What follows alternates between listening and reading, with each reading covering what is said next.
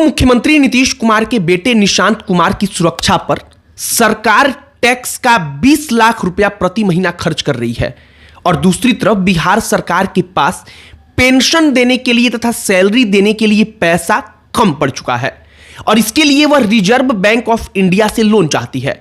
निशांत कुमार के लिए 4 से 5 कमांडो की व्यवस्था की गई है और कुल मिलाकर 22 जवानों को निशांत की सुरक्षा में तैनात किया गया है। और सबसे हैरानी की बात यह है कि निशांत कुमार मौजूदा वक्त में किसी भी संवैधानिक पद पर नहीं है और इससे भी ज्यादा हैरानी की बात यह है कि तेजस्वी यादव जो विधायक हैं और इसके साथ बिहार विधानसभा में विपक्ष के नेता हैं, इसके पहले पूर्व उप मुख्यमंत्री रह चुके हैं, उनसे ज्यादा निशांत कुमार को सुरक्षा दी गई है। मतलब जैसे राजा का बेटा राजकुमार होता है, निशांत कुमार को बिहार की सरकार ठीक वैसा ही ट्रीट दे रही है। बिहार सरकार 12,000 करोड़ रुपए का loan reserve bank of India से मांग रही है और इसलिए मांग रही है क्योंकि चुनाव के वक्त में महिलाओं को जब पैसा बांटा गया तथा वृद्धा पेंशन में बढ़ोतरी कर दी गई और उसके बदौलत चुनाव जीता गया, तब इस बात पर ध्यान ही नहीं दिया गया कि बिहार सरकार की कमाई का जरिया क्या है और जो पैसा खर्च हो रहा है उसकी भरपाई कहां से हो पाएगी। एक तरफ कमांडो की सुरक्षा में रहने वाले राजकुमार तो दूसरी तरफ बिहार सरकार का फंड क्राइसिस और आपके ऊपर इसका क्या असर पड़ सकता है, सब पर बातचीत करेंगे। लेकिन आगे बातचीत करने से पहले हमारा नमस्कार स्वीकार करिए। हमारा नाम मोहित कुमार सिंह है। निशांत कुमार को जेड श्रेणी की सुरक्षा दी गई है और यह भारत देश में दूसरी सबसे बड़ी सुरक्षा श्रेणी में आता है। अब निशांत कुमार को सुरक्षा देने के लिए सुरक्षा एजेंसियां किसी प्रकार का खतरा कागजों पर दिखा रही होंगी और उसी के आधार पर सुरक्षा देने वाली कमेटी निशांत कुमार को सुरक्षा मुहैया करा रही है। लेकिन जो निशांत कुमार तेजस्वी यादव की तुलना में 1% भी जनता के बीच में नहीं जाते, उनको भी तेजस्वी यादव की तुलना में ज्यादा सुरक्षा मिला, तो सवाल ऑटोमेटिकली खड़ा हो जाता है। स्वतः सवाल पैदा हो जाता है कि क्या यह सुरक्षा सिर्फ और सिर्फ राजनीति हथकंडा है, राजनीति का एक पैमाना है। साल 2020-21 के बजट से यह अंदाजा लगाया गया था कि जेड श्रेणी की सुरक्षा में 16 लाख रुपए का खर्च हो रहा है, तो जाहिर सी बात है कि 4 साल बाद यह 16 लाख बढ़कर 20 लाख के लगभग हो चुका होगा। यह हो गया वीआईपी ट्रीटमेंट का किस्सा। लेकिन बिहार सरकार की असल हालत क्या है, आप इसका अंदाजा सिर्फ इस चीज से लगा लीजिए कि बिहार सरकार को अपने कर्ज का सिर्फ ब्याज चुकाने के लिए इस साल 40,000 करोड़ रुपए की जरूरत है।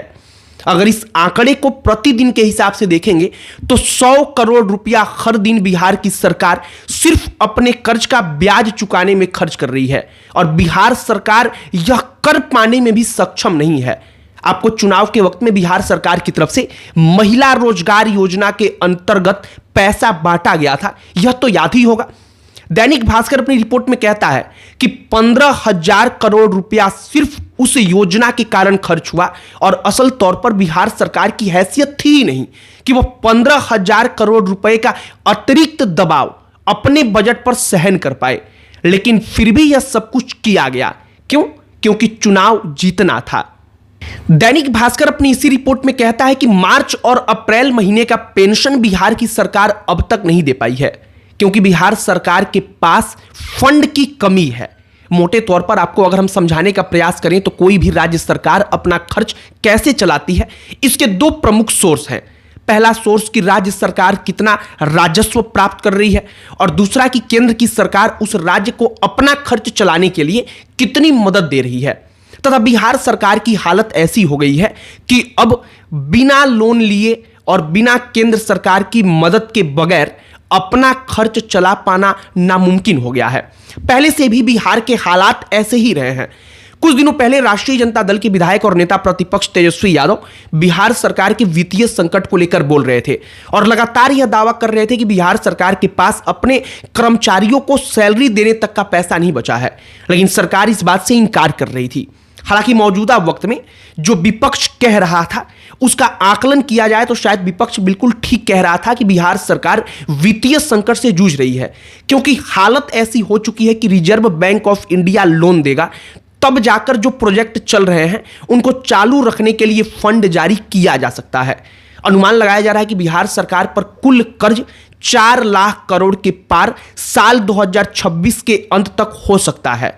लेकिन एक तरफ कर्ज आपको दिखाई पड़ेगा और दूसरी तरफ सरकार वहां पैसा खर्च कर रही है जहां जरूरत नहीं है, या फिर सिर्फ वीआईपी ट्रीटमेंट देने के लिए रुपए उड़ाए जा रहे हैं।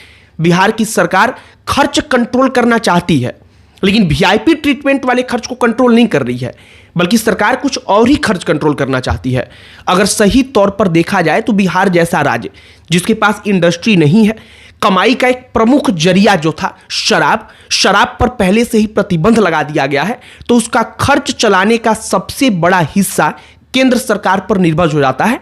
तथा केंद्र की सरकार अगर पैसा देने में देरी करती है तो फिर राज्य में व्यवस्था लचर हो जाती है। तेजस्वी यादव अब इस बात को बाकायदा सोशल मीडिया पर आकर लिख रहे हैं और बता रहे हैं कि देखिए कैसे वित्तीय संकट से बिहार राज्य गुजर रहा है, और सरकार के ऊपर वो सवाल खड़ा कर रहे हैं। और सवाल खड़ा कर रहे हैं कि चुनाव के अंतिम 1 महीने में जो रुपए उड़ाए गए, जनता को बांटा गया, आखिरकार उसका हिसाब कौन देगा। जाहिर सी बात है, बिहार जैसे राज्य में मुफ्त में पैसे बांट देना एक सबसे गंभीर समस्या है। गंभीर समस्या इसलिए है क्योंकि वो राज्य जो अच्छा कर रहे हैं, जैसे मान लीजिए तमिलनाडु, महाराष्ट्र, उनकी अर्थव्यवस्था ठीक है, उनके पास कमाई के लिए कई सारे सोर्स हैं, उनके पास इंडस्ट्री बहुत बड़ी बड़ी है। ये राज्य अगर अपने राज्य में महिलाओं को पैसा बांटते हैं या किसी भी मद में पैसा खर्च करते हैं तो उनको मालूम है कि उनकी कमाई फिर हो जाएगी। लेकिन बिहार जैसा राज्य जिसके पास कमाई का प्रमुख जरिया नहीं है, जिसके पास कमाई के लिए बड़ी बड़ी इंडस्ट्रियां नहीं है जहां से टैक्स आएगा, वो सरकार अगर ऐसे पैसे खर्च करती है तो फिर सवाल उठना लाजिम सी बात है। बाकी फिलहाल निशांत कुमार की सिक्योरिटी और दूसरी तरफ बिहार सरकार का फंड क्राइसिस दोनों चर्चा का विषय बना हुआ है। निशांत कुमार की सुरक्षा में 22 जवान तैनात रहेंगे, 4-5 कमांडो होंगे, उनके पास पर्सनल असिस्टेंट के लिए अधिकारी होगा, सब कुछ होगा। लेकिन दूसरी तरफ जो राज्य का बजट है, राज्य का फंड है, वो खत्म हो चुका है। अब इसका असर आने वाले दिनों में क्या पड़ सकता है? असर ये पड़ सकता है जो अभी दिख रहा है, पेंशन में देरी, कर्मचारियों को सैलरी ना मिल पाना, दूसरा सड़कें बन रही हैं, जो तमाम प्रोजेक्ट्स चल रहे हैं उनमें फंड नहीं पहुंचेगा तो वो सारे के सारे प्रोजेक्ट्स रुक सकते हैं। फिलहाल केंद्र सरकार अगर कोई बड़ा मदद देती है तब बिहार सरकार के लिए बड़ी राहत होगी। हमने आकलन करके तुलनात्मक वीडियो बनाया है, 2 अलग अलग चीजों का, एक वीआईपी ट्रीटमेंट, एक असल तौर पर क्या स्थिति है। आपकी प्रतिक्रिया इस पर क्या है कमेंट बॉक्स में लिखकर बताइएगा। बाकी अन्य कोई टॉपिक जिस पर आप चाहते हो कि हम वीडियो बनाएं, चर्चा करें, उससे भी कमेंट बॉक्स में लिखकर बताइएगा। हमारा पूरा प्रयास होगा कि उस टॉपिक पर भी वीडियो बनाएं। बाकी इस वीडियो को यहीं पर समाप्त करते हैं। अंत में हमारा परिचय, हमारा नाम मोहित कुमार सिंह है। बहुत बहुत धन्यवाद।